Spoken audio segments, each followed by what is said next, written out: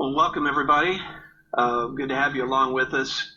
I'm excited today to have my good friend Dr. Michael Johnson with me. He is in Nashville, Tennessee, and he is the director of alumni and church engagement at Trevecca Nazarene University, which is significant. But more than that, he's just a great human being, a good friend, and somebody I love talking with. So, Michael, thanks for coming on and giving me an hour of your time today. It's always good to see your face and talk to you.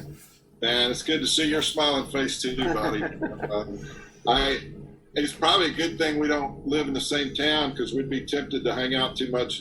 We would never get anything done but trying out barbecue restaurants and playing golf, right? Something like that.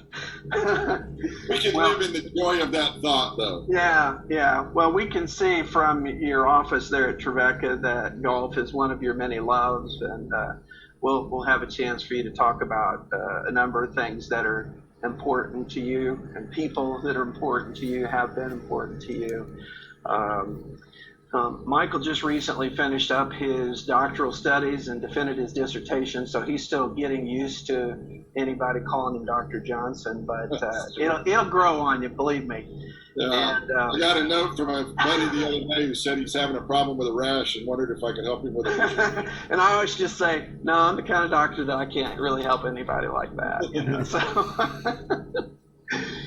So very cool. So we love talking leadership. We love talking about ways to engage people and just really build relationships, because we're both of that tribe that believes that building relationships is really at the core of everything we try to do for and with other people. And so in our conversation, we're going to hear Michael talk about probably a couple different people that have been pivotal in his life and his development as a man, as a leader, as a servant to the people he works with.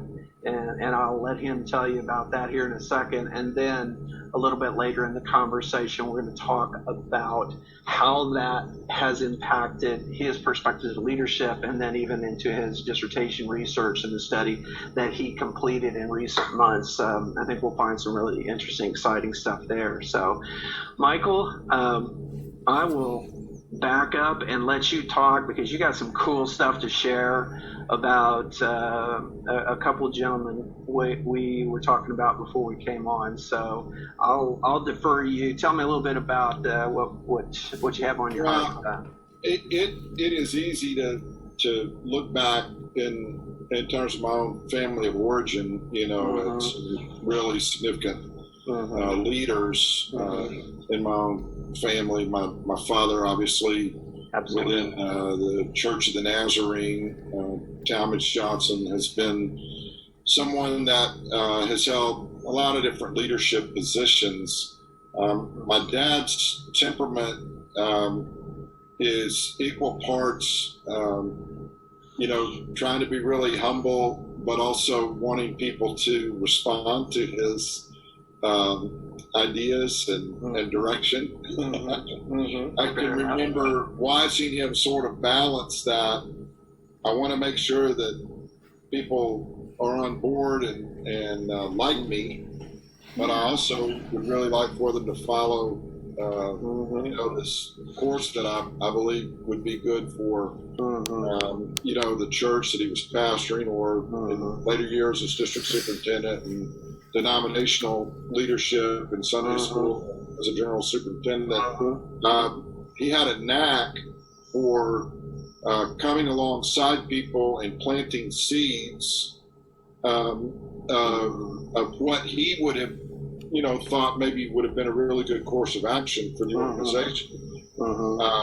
But ultimately, I think the people felt like it was as much their idea as it was his. And there's a certain level of genius to that kind of leadership, His father was a pastor and then later a district superintendent. His grandfather was as well.